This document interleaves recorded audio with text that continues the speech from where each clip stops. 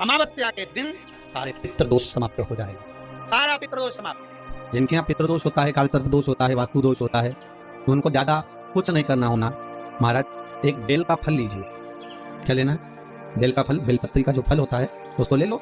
उसके अंदर का जो गुर्दा होता है, अंदर का जो भाग होता है, उसको निकाल लीजिए और उस बेल के फल में आटा सेक कर उसमें शक्कर मिलाकर उसको उसके अंदर भर लीजिए। अमावस्या के दिन सुबह 10 बजे से पहले उस बेल फल में जिसमें तुमने पंजेरी भरी है, आटा सेक कर भरा है शक्कर के साथ में, उसको अपने घर में घुमाने के बाद में जिसको काल सर्प दोष बताया है, पितृदोष बताया है या वास्तु दोष का स्मरण बताया है, घर में सब दूर घुमाकर अपने परिवार का हाथ का स्पर्श कराकर पीपल के पेड़ के नीचे का खड्डा खोदकर उस बेलपत्र के उस फल को दाब दीजिए। उस फल को उसमें दबा दीजिए।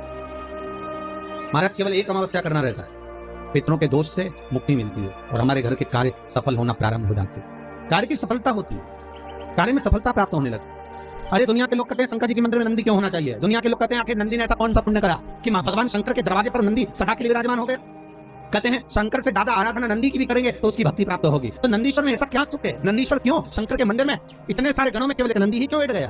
क्यों नंदी का होना क्यों जरूरी है शंकर मंदिर में? बिना नंदी के शिव पूजा क्यों नहीं जाती? महाराज शिलाद नाम का ब्राह्मण जिनको ऋषि भी कहा गया है, जिनका नाम था शिलाद। क्या नाम है उनका? जम के बोलिए। शिलाद ब्राह्मण है, ऋषि वाले। और शिलाद ब्राह्मण है, ऋषि हैं, बड़े शिव के भगत है, शंकर का बहुत अनुमोदन करते हैं, शिव का स्मरण में वो हमेशा डूबे रहते हैं और उनका एक नाम स्मरण केवल ओमकार का ध्वनि करना और ओम नाम में डूबे रहना। अब उनकी धर्मपत्नी से संतान नहीं, औलाद नहीं, बड़े दुखी, बड़े दुखी। शिलाद की धर्मपत्नी से संतान नहीं थी और शिलाद के मन को खलता नहीं था, पर परिवार के लोग कहते थे कि कोई तो एक पुत्र हो जाए जो तार दे। तब भगवान शिव ने आकर एक वर दिया, चिंता मत करो, एक दिन जब तुम भजन करने के लिए कहीं जा रहे होगे, पृथ्वी को खोदोगे, उसमें से एक बालक निकलेगा, वही बालक तुम्हारा पुत्र कहलाएगा। निकला बालक, उसका नाम नंदीश्वर। क्या नाम रखा है? नंदी। वो नंदीश्वर।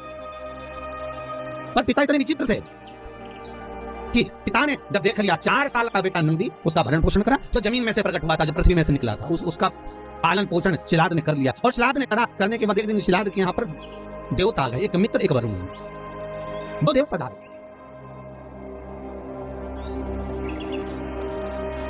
दो देव, मित्र और वरुण दोनों पधारे। और जब दोनों देव जब आए, दोनों की सेवा में आज शिलाद ने एक काम करा, अपने छोटे से पुत्र को लगा दिया कि इनकी सेवा करें, जाओ। और शिलाद ने भेज दिया नंदी को, नंदी जाओ। नंदी कहते पिताजी मेरी उम्र 4 साल की है। पिताजी कहते कोई उम्र नहीं होती सेवा की, जाइए सेवा करो। और सेवा करी, मित्र और वरुण की जब सेवा करी